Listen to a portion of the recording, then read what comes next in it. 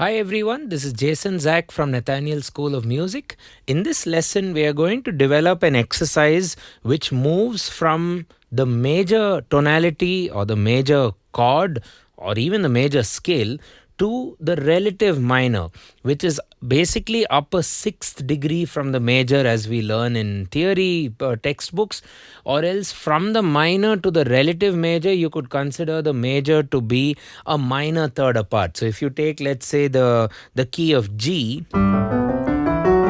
major 1 sharp, its relative minor would be going up to a sixth, a major sixth, and that would be E minor, which is pretty much the same notes as G major but starting on the E. So from E minor, you can get to G major by going up a minor third. So you have that relative minor from major and relative major from minor ecosystem. And what we're going to do is to go from the major tonality to the minor tonality and then back to the major using basically a dominant chord. So what you heard in the intro video was G major going to E minor, but via the dominant of the E minor. Okay, so G, B seventh takes you to E minor. So G, B, E. So instead of playing that exact B7th chord, I thought we'll bring out some augmented tonality as well as add a couple of notes to the existing triad. We'll do an add 2, add 4, we'll add everything. Why not? Okay, so the entire exercise is notated for you on our Patreon page on 3 keys. In this lesson, we'll prioritize the key of G or E minor. We might also hint at F and E flat, which are notated and waiting for you on our Patreon page. You'll also get my handwritten notes and a lot of other supplementary learning material for all of the lessons we do on our YouTube channel. So Patreon might be a nice space to be part of. So before we get started, it'll be awesome if you can consider hitting that subscribe button and turn on the bell icon for regular notifications. Let's get cracking. So I've developed an arpeggio pattern on 6/8, a very common time signature, at least for our channel. So you can check out some of our other 6/8 material in the description after watching this one. We've done a lot on arpeggios and other patterns and songs and like Wonderful World and so on. So we'll take a 6/8 ecosystem, and if you take a G major chord, a traditional 6/8 pattern would be 1, 2, 3, 4, 5, 6, 1, 2, 3, 4, 5, 6. Okay. But I'm not going to go to the upper octave. Instead, I'm going to add a note. So you take G major, G, B, D, and the arpeggio pattern would be built based on the shape of the chord or based on the inversion of the chord. So if you take root position, that's G, B, D. You might want to also get used to the first inversion, which is B, D, G, or the second inversion, which is D, G, B. So 3 shapes, G, B, D, B, D, G, D, G, B. And for each position or for each shape, we are going to add a note. So for the root position, G, B, D, we will be adding an A. So the 6/8 pattern would flow nicely like this. 1, 2. So instead of getting that carbon copy of a note, which is that octave, we'll get that colorful add note, add 2 or add 9 as some people call it. So first thing is to try and practice this arpeggio pattern nicely. And before we change it around, let's try and play the same arpeggio pattern but with the upper or the other inversion. So if I go B, D, G, the add note can be C.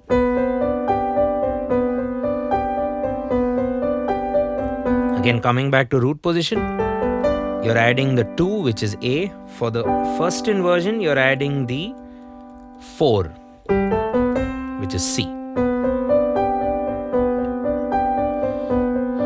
And practice the 6/8 arpeggio.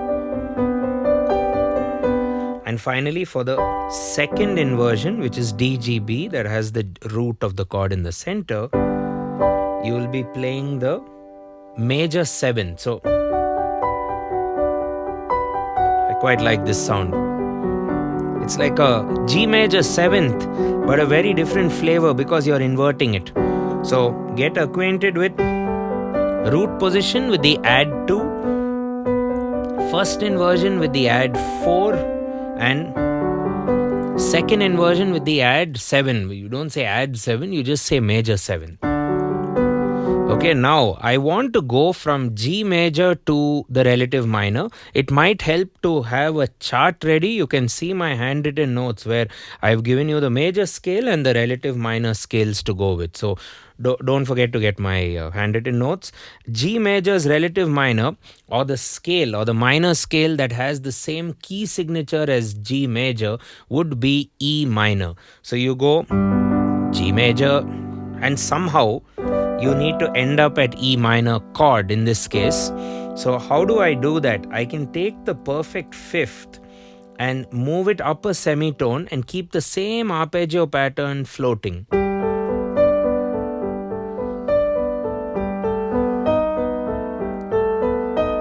So what's happening there? I've ended up forming a G augmented chord.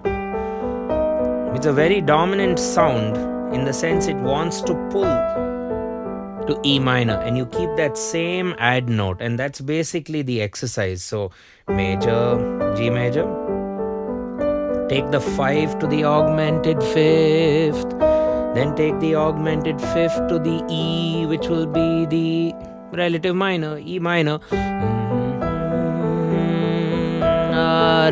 Come back, augmented. And to train your ear, try to sing the floating note, which in this case is the 5th. Pa, the, and E, D sharp or E flat, D.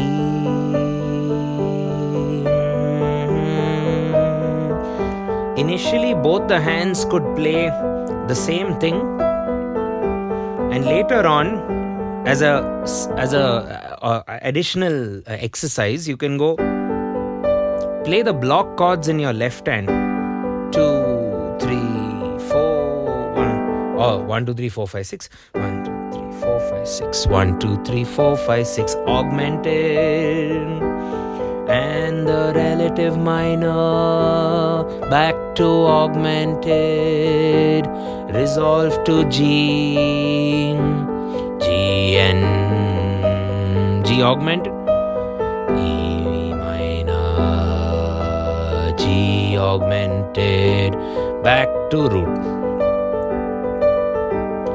So either block the chords in the left hand or carbon copy. This also becomes a good finger drill because we are engaging all of our 5 fingers while playing this exercise. And it's a bit easy on the mind also. It's just up and down. There are not too many jumbled combinations. Okay, so the root position is done. Now let's play, as I showed you earlier, the first inversion of G, which is B, D, G. And you want to add that C in there. So now what did I say? Float the 5th. Where is the 5th in the midst of all of this? The 5th is now in the middle. That's how inversions work. So in the first inversion, D is in the middle. So I want to now do the perfect 5th, augmented 5th, major 6th, getting to the relative minor, come back to the augmented, and then back. So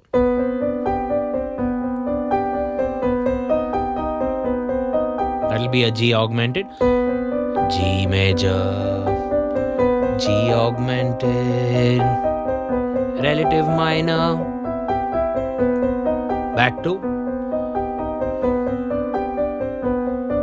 So we are playing G major in its first position, first inversion, with that add note, add 4 in the first inversion. We are adding 4, which is C. Going to the augmented chord. It's still a G augmented, but in the inversion.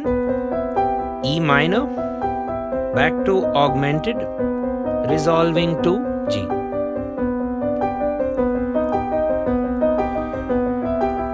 E minor, back to. And then again you can practice your blocks.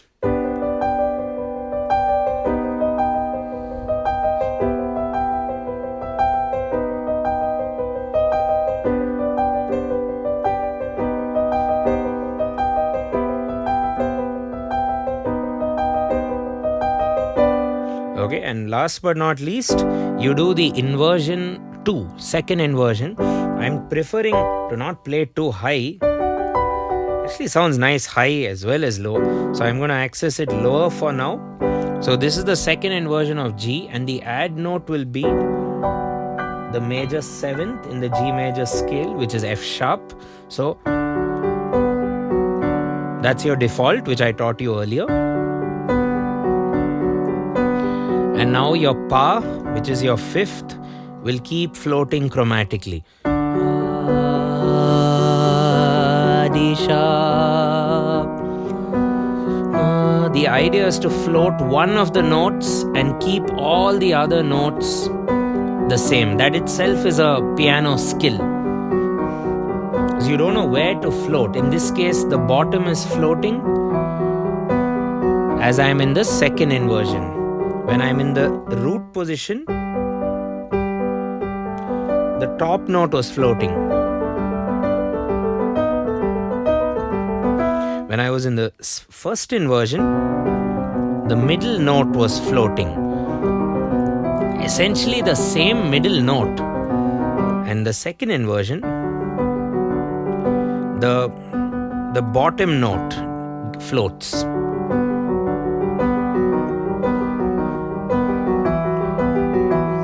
We are getting a good grip on our inversions as well, and a very famous and important chord connection, which is G major going to E minor. That's the one chord going to the 6 minor that we find in a lot of popular progressions in music over the generations. So you go G in the bass, G augmented, and E minor. So you could do a block chord system here and the arpeggio there.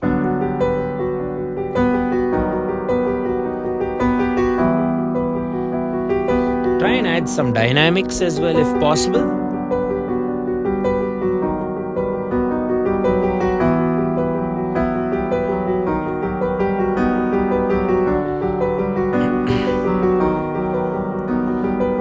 Okay, you can also do different arpeggio combos between the right and left. I'm definitely encouraging you to watch my lesson in the description called Chaotic Arpeggios, where we took the song Wonderful World and did a lot of this sort of polyrhythmic stuff to the two hands. Things like this, you know.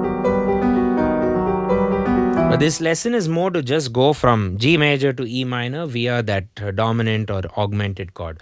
Okay, so I've pretty much done with the lesson, but I thought it's always good, on at least on our channel we focus on playing on multiple keys. So I'll just quickly show you on the key of F, and I'll show you on the key of E flat. F major's relative minor is D minor, right? Upper 6th. F major 1 flat, B flat, and yeah, go into your root position and do your thing. Add 2 of F will be G. You can see our notes and the notation, it's all there for you.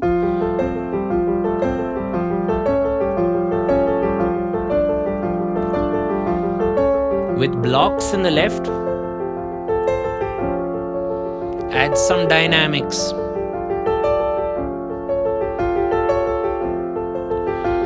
Crescendo and decrescendo. And then bring in your inversion with the add 4.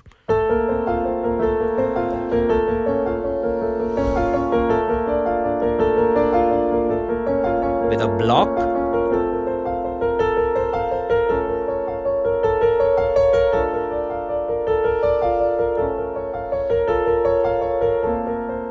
Okay, and then finally the second inversion with the major seventh. What is the major seventh of F? E. So where the floater note is in the bottom.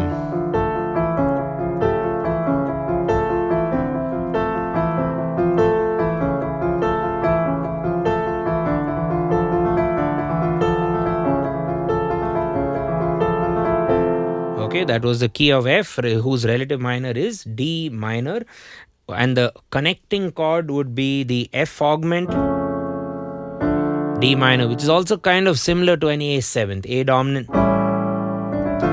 going to D minor. Okay, last key with the aim of getting a more comprehensive workout would be E flat. E flat has 3 flats, and his relative minor is C minor. So you plant your hand on E flat major, find that add 2, which is F, climb. You might want to use your ring finger in the left hand to start off. Let's do it with the blocks now.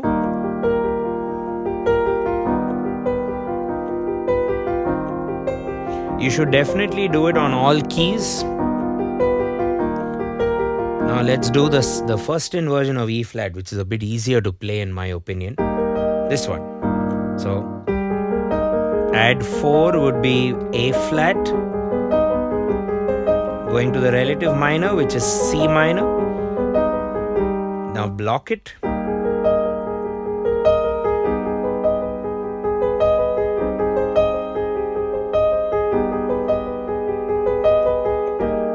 Okay, and last but not least, second inversion of E flat major, which is B flat, E flat, G. So get my hand going, find the major 7, and find a finger, a free finger. The bottom note floats.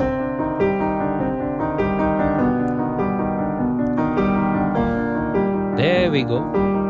Let's block it now in the left hand.